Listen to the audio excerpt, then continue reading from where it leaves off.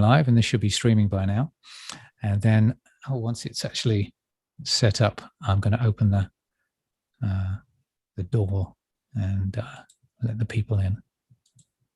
Excellent. Okay, here we go. Are you ready, guys? Live, and this should be streaming by now. Yeah. Yes. And once it's actually hear that. set up, I'm going to open the door. Okay, I'm going to let the people in. So welcome, welcome one and all. Come on in. Welcome to the American Book Center evening with Christopher Paolini and Martijn Lindeboom.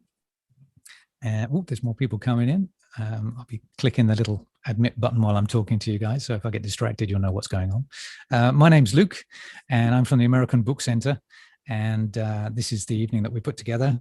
Christopher and Martijn very nicely agreed to come and talk about the new book from Christopher. That tome behind him, as you see, To Sleep in the Sea of Stars. We'll be talking much about that and about more other things, I think. Before I hand over to Martijn, I just want to say you can find the American Book Center online at abc.nl, and I'll put that in the chat box, which you will find down there. Most of you probably know what the chat box is, but if you open it up, we can use it tonight for your questions as well. So if you've got questions during the evening, please type them into the chat box like I am doing now for the link to the ABC. And then Martijn will pick them out and throw random questions at Christopher. Hopefully won't be too freaked out. You can also check us on there's somebody else. You can check us on YouTube, and actually we're streaming to YouTube now. So it's nice to see your faces, but if you don't want to be seen, obviously, please turn off your camera. That's for you to decide. But it's nice to see the audience if you want to be seen.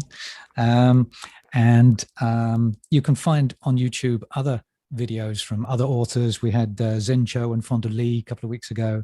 We had Russell Shorto interviewed by Arnon Grunberg a month or two ago, and Marika Nijkamp and Corine Dijvis as well last year. That was good fun. Yeah, good collection of different authors and discussions. So kind of lively stuff. You can find other stuff from us as well on there, like staff picks that we do once a month. Happens to be next Friday, and an open mic night that we do at the beginning of every month. You'll find all of this on abc.nl. Anyway, enough of me blabbing around this. Let's get down to the evening. It's what you're here for. So I'll hand over to Martijn, and we'll have a very interesting discussion, I do believe. Martijn, over to you. Yes, thank you, Luke. And welcome to an evening with Christopher Paolini. The American Book Center is hosting the event, so thanks again for Luke and Timon for making this possible, and of course, Christopher Paolini.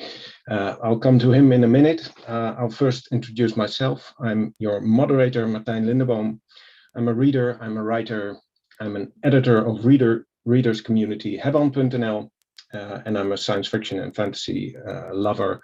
I'm from Groningen, and there are a lot of other people here, and Christopher from the United States, so it's a very global event this evening. So I'm looking forward to this. So I'll first introduce Christopher. He probably won't need a lot of introduction because you're coming for him. So a short summation. Christopher debuted with Aragon when he was a teenager, and you can see by the beard now that he's not a teenager anymore. And he wrote 3 more books and a short story collection in the Inheritance cycle. And in 2020, he did something completely new, at least in the publishing sector. He started a new universe with To Sleep in a Sea of Stars, an epic science fiction adventure for adults set in the fractal verse. And I'm going to ask him about that. And to reiterate, you can use the chat box if you have pressing questions, and maybe I'll select some of them later. I interviewed Christopher in 2020, just after the book was first published, and that interview appeared on Hebban.nl. And one of my writing students asked me about why I said live long and prosper at the end of the interview. And she said, you should have said at the start, Gweta frikai. Did I say that right? Kvetha frikai, very close. Okay, so still wrong. So what does it mean? Which, of course, means greetings, friend, in Yes. the ancient language, which is the language of the elves and the language of magic in the inheritance cycle. Right, and you like playing around with different kinds of communication and languages, because in your new book there is an alien species that communicates through smell. How does that work? I mean, I am not a linguist, not in the slightest, and I will not pretend to be. But I love language, and I think most writers do, and I love playing around with languages. So I had a lot of fun creating some languages for the inheritance cycle. And one of the things that I learned was to really appreciate, where Tolkien was coming from, where it's often said that Tolkien created Middle Earth in order to have a home for the languages he was working on. And that doesn't really make sense until you think about the fact that every word has a history. Words don't come out of thin air. They are invented or, created through historical events. And in order to know what those events are, you need a world to set your language in, and then you need to figure out that history. And before you know it, you've spent 30 years of your life figuring out the history for every single word in your languages. Now, I didn't go that far, but I got far enough to appreciate that fact. So when I started with To Sleep in a Sea of Stars, I knew I wanted to create a new language of some form, but I also knew I didn't want to spend 30 years on it. So I thought, well, what if I used scent as a language? Now, scent doesn't make a lot of sense for beings that live in air, that live on the land, because the wind, the air can just push the scent around too easily. It's very hard to have anything structured. But the creatures that I was writing about evolved in water. And so it's a lot easier to have scent-based communication in water. And I'm going to be completely honest here. The main reason I did this was laziness, because I figured that if the language was based on scent, then I wouldn't have to actually transcribe it for the readers. So I didn't have to create all the grammar and everything. A little bit of it. And that was a lot of fun, because then you start thinking about the physical implications of that. How do you communicate between How do you spaceships? communicate? Yeah, and so one of the things I decided on was that because scents can mingle, and it could be just like voices overlapping, and it can be difficult to know who is speaking. So these aliens always begin their conversation with a statement, a chemical signal that says, I say. But it's usually their name. I say this, I say that, which I liked. It might get a little repetitive, but it definitely makes their dialogue stand out. Yeah, and it gets a bit like code or something. You have to say where the code starts, so it doesn't get lost in all the other smells in the ocean. And they have different ways of communicating with scent. So they have what they call as near scent, which would be, you could say that's high informational density, high bandwidth communication. And then they have what they call far scent, which would be more like you'd imagine what the whales do, where maybe there's a thread of scent that goes through the water, and you only get one word from it, one emotion, one feeling from it. But then they also use sound and electromagnetic communication, because they are a technological species, and they have to use devices to translate those into their own language, but in their own biological communication system. But that's what we do, because we use electromagnetic signals, and then we convert those into visual elements and also auditory elements, because we're not like bats or some other creature that can like directly sense the EM signals and understand what the waveforms mean. Yes, so we zoomed in quite fast now. So let's take a step back, and can you just introduce us a bit to the Fractalverse and to this new book? I think a lot of people have already read it or read about it, but just a little bit. So as a concept, the fractal verse includes the real world.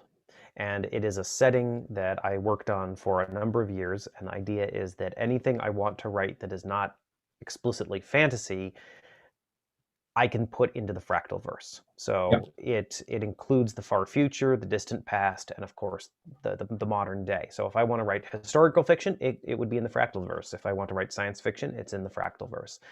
And I have certain, let's say, philosophical thoughts and approaches that led me to creating the fractal verse in the way I did.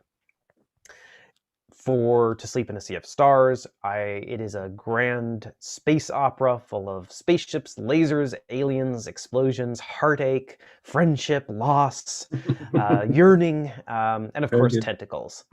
Tentacles, And it's my love letter to the genre of science fiction, because I grew up reading it and loving that as much as I grew up reading and loving fantasy. Yeah, when we did the interview earlier, we spoke a bit about all the little, well, how do you call it? The little things from other franchises and books and TV series, and so there are cloud cities in your book, and which by the way, towers. Which, by the way, is a real thing. I mean, it's scientists have theorized that creating cloud cities on Venus would actually be easier than colonizing Mars. But because the fractal verse is in the real world, it gave me, I basically said, you know what? All of these things I'm referencing exist in the fractal verse. You know, Star Trek exists in the fractal verse. Alien exists in the fractal verse. So I'm going to reference this stuff, and some of the characters will actually know what the reference is. And I figure that one of the reasons I did that too is when I was a young person reading fantasy, I had no sense of the historical antecedents of fantasy. I didn't know where fantasy came from. I was reading these modern authors, and I was like, this is wonderful, but I had no idea that I had this sense that maybe it all sprang forth fully formed and there was no history behind it. And then I read Tad Williams, and we were talking about Tad before the interview. And Tad is a great fantasy author, and he used Old English as the basis for some of his names. Now, Old English is close to modern English, close enough that you can see the relationships between the words, between the Old English words and the modern words. And so Tad had some words that I could see were based on modern words, or actually the other way around. And I was like, oh, so this comes from a real place.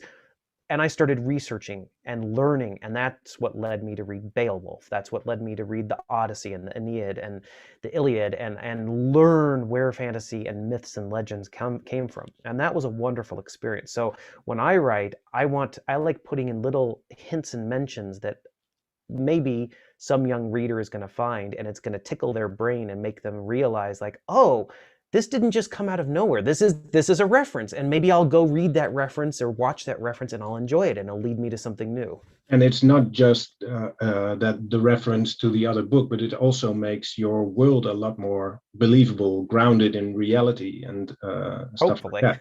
Yeah, hopefully. We'll let the readers decide. In the chat box, I saw a question from Endora. And I would like to, because it factors into what you were telling us about the scent and stuff. How she asks how much research went into the fish biology and the olfactory senses they have, i.e. catfish who have a notorious sense of smell, or sharks who are known to be able to smell blood in the water. What did you learn that interests you enough to include it in your science fiction debut? Thanks, Endora. Great question. Well, I mean, first of all, I'm a huge science nerd and geek, so I always am reading and learning stuff, and a lot of that proved useful in writing about this. I was reading about octopods, however you want to pluralize that, octopuses, and I was reading about how, in some ways, they're the closest things to aliens that we have on Earth, because if you look back to our common evolutionary ancestor, the clump of cells that ends up becoming our mouths and our other end is reversed in the octopus. That's how separated we are evolutionarily wise. And the octopus's brain is actually in 3 lobes, and their esophagus goes, their trachea goes right through the center of their brain, and their limbs, their arms, are semi-autonomous, so they have a certain amount of intelligence in their limbs. It's almost like small brains in their limbs. And I was reading about that, and then I was reading about the life cycle of various jellyfish, and that is just it's so strange compared with how humans reproduce and live. And so I found both of those incredibly interesting, and that formed the basis for my main Aliens. And that's what happens a lot with I interviewed a lot of authors, and almost everybody says, when I get an inspiration or I get something new for my story, it's almost always a combination of 2 or more of these kinds of research quirks that you find and then use, right? Which is why it's important to read a lot. And that's what creativity is. Creativity is the combination of 2 seemingly unrelated elements. Yeah. I also wanted aliens that really felt alien and weren't just, humans with wrinkly foreheads. So, and I grew up reading classic science fiction, so I wanted aliens with tentacles. We don't have enough aliens with tentacles these days. So, as far as the scent goes, though, I'd read quite a bit about, like, you mentioned the catfish and the sharks, and I was aware of those, and that tied into how I thought about the aliens. Yeah. So you combined that as well, so that worked really well. Okay, step back again. This book was published in the middle of a pandemic, and one of the, well, not the first, but one of the early on scenes is of Kira being put into quarantine, and I heard that you got a lot of reaction to that. Can you tell us a bit about that? I mean, it was completely coincidental because I started writing the story well before quarantine and pandemic. But it's funny. We were a couple of months into the pandemic, and I went to my dad because he was the science fiction fan when I was growing up, and the reason I read science fiction is because he had all these sci-fi books in the house. Yeah. And we watch a lot of science fiction and all this. So I went to my dad and I said, this really isn't that surprising, is it? And he looked at me and he goes, no, it really isn't. That reading science fiction, watching science fiction made the fact that we had a pandemic unsurprising, because honestly, scientists have known that it was going to happen eventually. It's been talked about. I remember in the 90s, scientists were warning, doctors were warning that modern travel practices would ultimately lead to some sort of pandemic. And science fiction is wonderful because it allows you to contemplate what could be and to prepare yourself for what could be. And no matter what you do in your life, it's really important to, on occasion, imagine what could be, so that if something unusual occurs, you're not completely unprepared for it. Yeah. So, and another thing they say about science fiction a lot is it's not just about the future, or maybe not even about the future. It's mostly about the way we live now, and what kind of impact we could have on the future. And well, I mean, it depends on the story. Of course. Some authors really do go off the deep end, or have a different idea of what that they want to explore. But no, I think unless humans change, like, deeply and drastically in the next couple hundred years, and we won't in the next couple hundred years, unless we're, like, genetically modifying ourselves, we will still be humans. I mean, anatomically modern humans emerged, I might be wrong on the exact date, but it's somewhere around 200,000 years ago. So someone from 200,000 years ago was essentially identical to what we are now biologically. So that's also why I don't believe in utopias or all of these other types of science fiction that basically expect us to behave in some way that we've never behaved before. No, and you don't believe in AI either. I gathered from our interview earlier. Yeah, you do have an alternative, right? I do. I really went in a different direction because it's like almost every sci-fi author has artificial intelligence. I did a lot of research into that as I was building the technology for the Fractalverse, and my research led me to believe, and this is just me personally, that artificial intelligence is going to be much harder to develop than has been commonly thought. Yeah. And the reason for that is that what we're attempting to do is to replicate what the human brain does without entirely understanding what the human brain does in something that's not the human brain. Yeah, right. And that's a very tall order. And I think that what we're going to end up finding is that what consciousness is in some ways inextricably linked to the physical structure of of our brains. I mean, the crazy thing to realize is the most complex structure that we know of in the universe is the human brain. There is literally nothing more complicated that we know of, not even computers. You know, the most complicated, densely built computer is still not as complicated as the human brain. So for that reason, I moved away from AI, and I do have what I call pseudo-intelligences, which you could think of like Alexa or Siri or something like that. So extremely helpful, but they're not self-aware or, you know, have agency the way that a sentient creature would. So instead, I have these things I call ship minds, which are human brains that have essentially been removed from a body with their consent, placed in... Good to add that.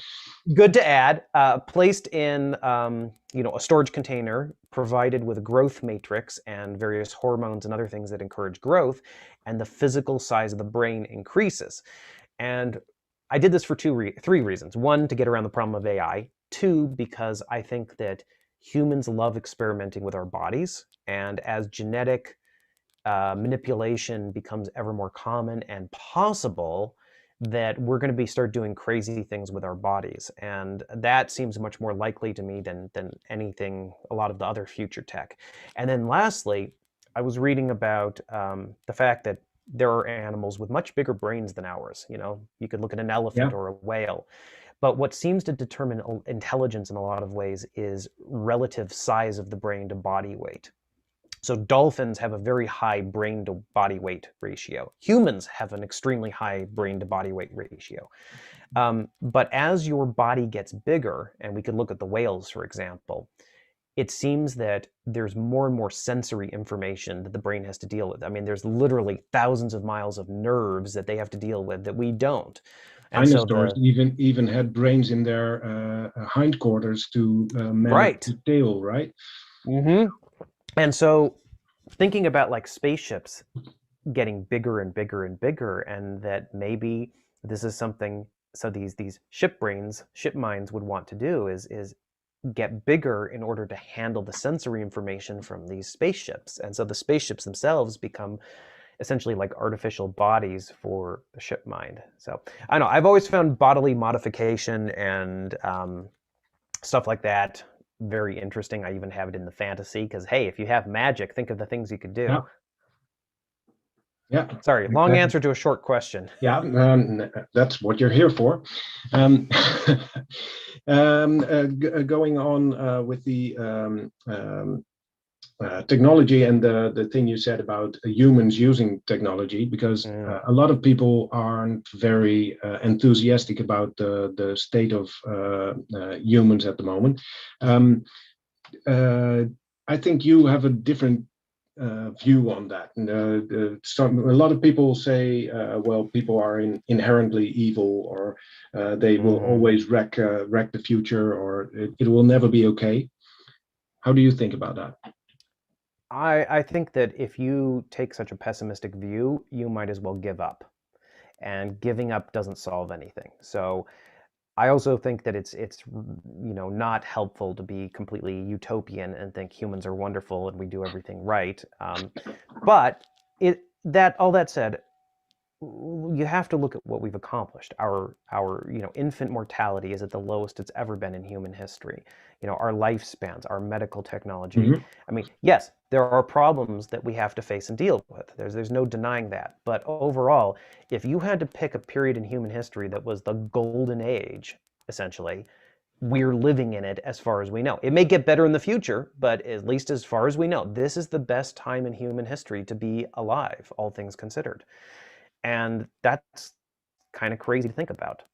So as far as moving forward, I mean, there are things we have to be concerned about: climate change, technology, the fact that we've essentially lost all privacy, and that's going to continue and probably only get worse.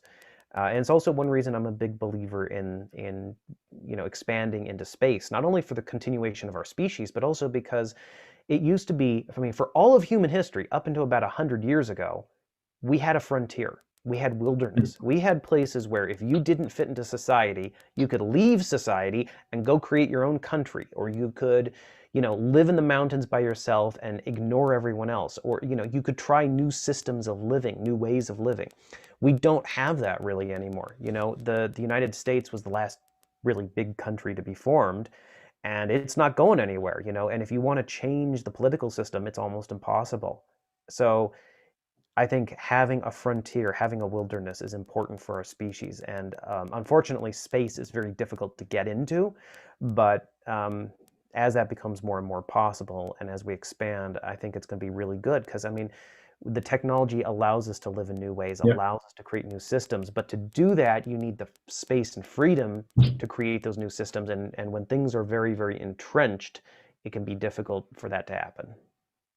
So you have to move to improve something. Yeah, and to answer your question on like a really broad level, I'm ultimately an optimist. I believe we will continue to improve and learn and grow, and we do have a future among the stars.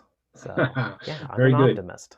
Yeah, I hope so too. And you solved the light, how do you call it? The speed of light problems as well. We'll not get into that now, because the last time I asked you about that, we were half an hour later, I think. So yes. But if anyone wants the details, it's in the back of the book. Yeah, it's in the back of the book, and it's very interesting. So there's no time travel. It's and a different take on faster than light travel. Okay. I heard from someone that the engineers at Lockheed Martin, which is one of the big rocket companies, had to sleep as their book club book that they were all reading together, and that they all enjoyed the science, and someone wrote to me and said, thank you for not making the physics major in me cry. Yeah, that's a nice one. Yeah. Okay.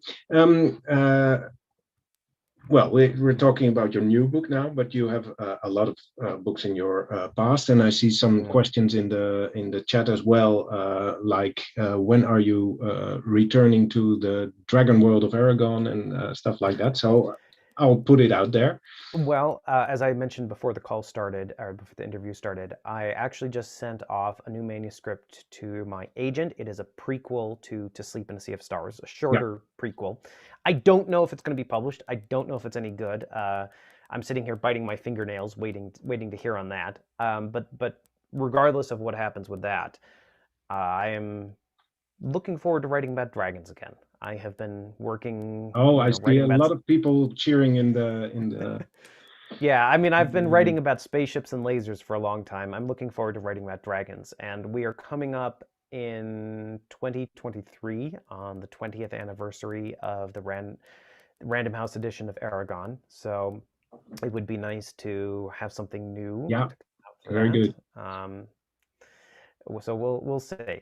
We'll see. Yeah, but and there are other things afoot. I think I stumbled upon a website that is doing something tomorrow for promoting. Yeah, so actually this got pushed to Sunday instead of tomorrow. Okay. Some fans have organized a tweet storm. Yeah.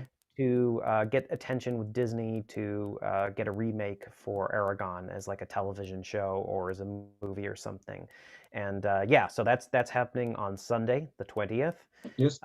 It was going to be tomorrow, but the 19th has just been made into a major federal holiday here in the United States. And I wasn't even thinking about that because I grew up homeschooled, so I don't pay attention to holidays. Like I couldn't tell you. I couldn't tell you when Labor Day is, or Halloween, or Thanksgiving, or I mean, we're always studying.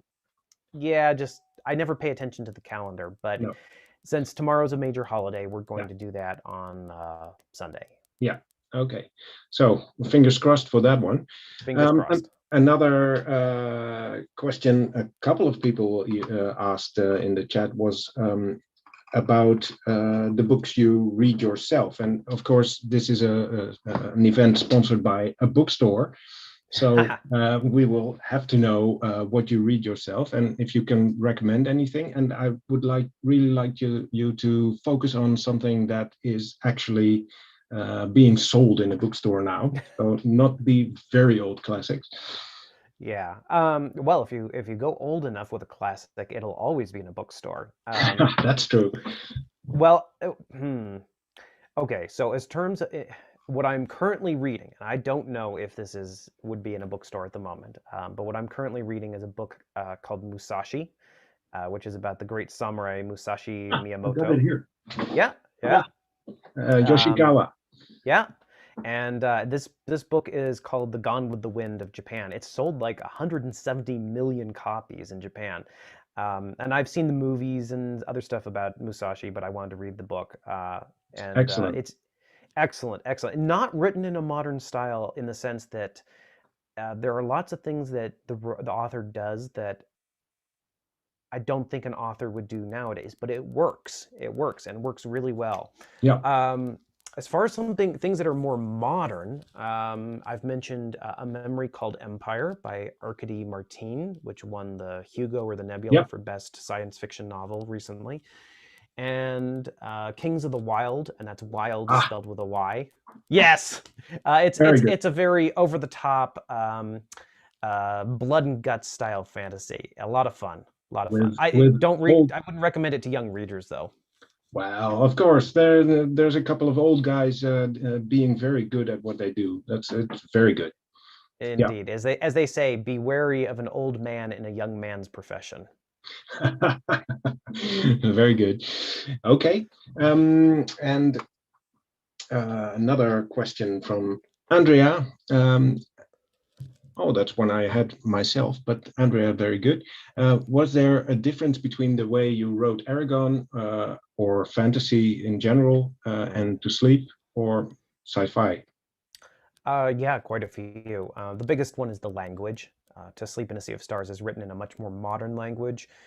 Even the sentences themselves are structured differently in a lot of cases, and I enjoyed that because it was nice to use my everyday vocabulary, which is something I can't really do with fantasy, and that is limiting in a lot of ways. I'd say the other big difference is that when you're writing about living beings like animals, humans, you have wiggle room that you don't have when you write about machines. So if you need your characters to go from point A to point B a little bit faster in a fantasy novel, you can say, well, they just ran harder, or they pushed their horses harder. I mean, there are limits, of course, but it's a lot more flexible than when you're talking about spaceships, where it's just like with a car. There is a hard limit to what you can actually do with a car or a spaceship.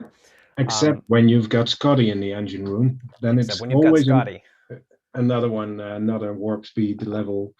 Yeah, so I'd say, I mean, and again, it depends on the type of sci-fi, but I'd say sci-fi is a little bit more rigorous in some areas of the genre, and that I actually found that interesting. I find limitations interesting. It leads to more creativity.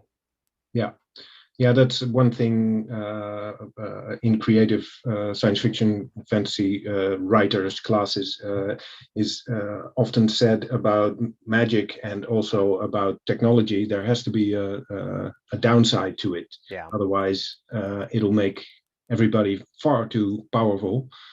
So here's a saying I'm sure you've heard, but maybe our audience hasn't, which is, I think it was Arthur C. Clarke who said, any sufficiently advanced form of technology is indistinguishable from magic. But there's a corollary to that I wish I had invented, but I didn't, which is any sufficiently explained system of magic is indistinguishable from science. Can you say that again? Any sufficiently explained system of magic is indistinguishable from science. Like Brandon Sanderson's Mistborn, for example. Exactly. He's essentially writing an alternate science. Yeah. Cold Magic. Yeah, that's Cold a nice Magic. one. And Yeah. did you coin this one? No, I wish I had. Okay. There is another follow-up question about fantasy versus sci-fi. Andrea, again, did you need to plot for the one more than for the other? Ooh, you know, not really. To Sleep in a Sea, excuse me, the Inheritance Cycle is a big story, and not only did I have to plot out the big story, then I had to plot out each individual book in even greater detail before writing it. And then for To Sleep in a Sea of Stars, it's essentially an entire series in one volume. And Yeah. that took a lot of work. Also, I got on the wrong foot, so to speak, with that book. The first draft did not work. I mean, I finished the first draft of To Sleep at the beginning of 2016. And then I 5 was years ago. I was rewriting it through 2016 and then 2017, and end of 2017 my agent and editor politely and very kindly informed me that the rewrites had not worked. And that's so horrifying. end of 2017, beginning of end of 2017, I wrote 200 pages of notes in a week by hand.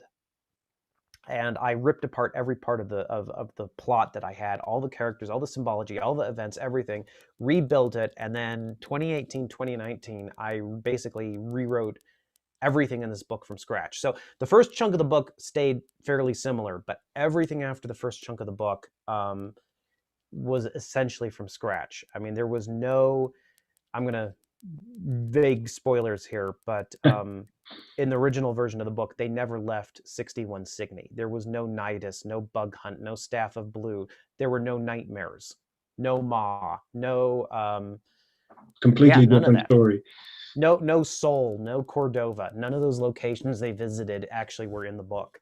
So it was a massive undertaking and not a whole lot of fun, quite honestly. But it was, you know, ultimately the amount of plotting was pretty similar.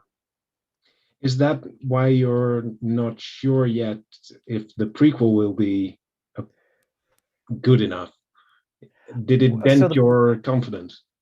Well, so the prequel is something, it's actually a similar situation. I wrote the prequel in 2013.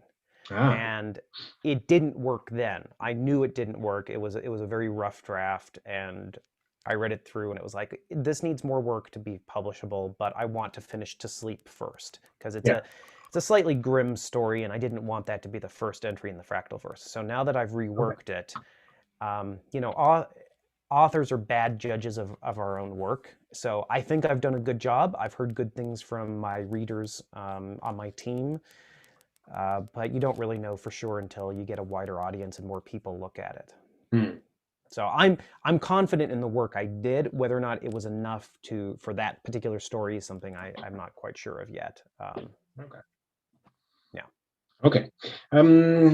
Andorra asks about the target audience. Why did you decide to shift between young adult and slightly older audience?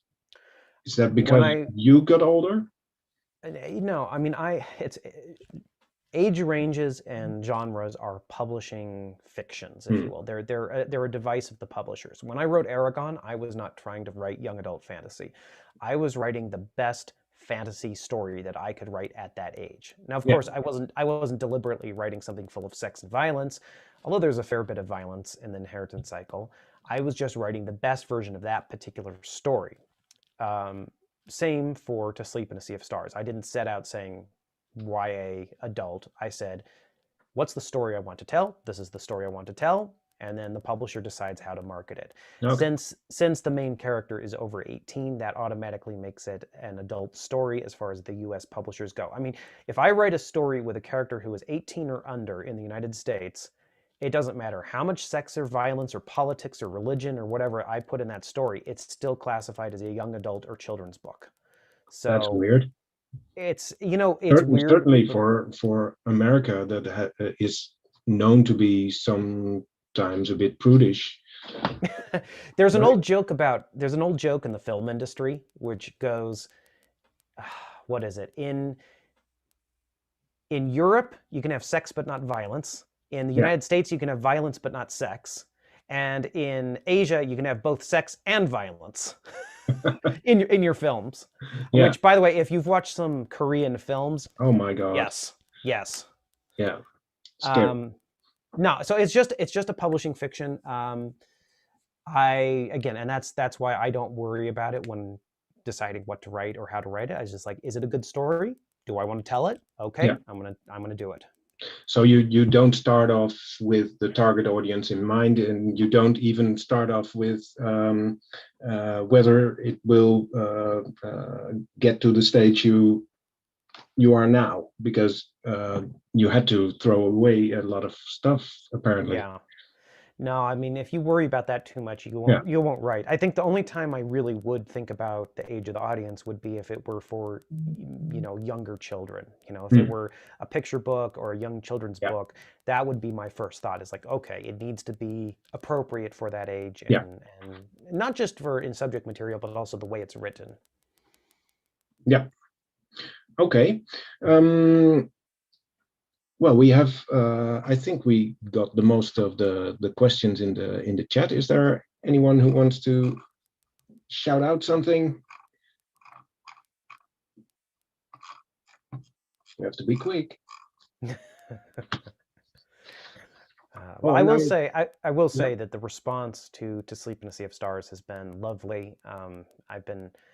It has definitely attracted a different audience to my books, which has been nice. I've been getting letters from people who wouldn't normally read my work, which is nice. But also the folks who have enjoyed my work had nice things to say also. Yeah. And also, for those who don't know, this past year, my team and we launched a massive website called fractalverse.net, which has an enormous amount of concept art and just general information for the world of To Sleep. And I had a lot of fun building that. So if you want to check that out, you can. And then, of course, I also have paolini.net, which is my other main website, and lots of news there about what I'm working on and what's coming up and all of that. Okay. Yeah. I'm being slapped on the wrist here. Okay. When did the jellies become aware of humanity? That's a very specific question from Mark. Thank you. Great question. They've been aware. I don't have the exact timeline in front of me, but generally a couple hundred years before the events of To Sleep, and they've just been biding their time and building their strength with the intention of steamrolling humans and just crushing them at some point. Nasty buggers. Okay, and I missed a question from Miriam. Is there a book in the world you wanted to have written, and why? A book that has been written that you want to have written. Well, that's a really interesting question. No one's asked me that before.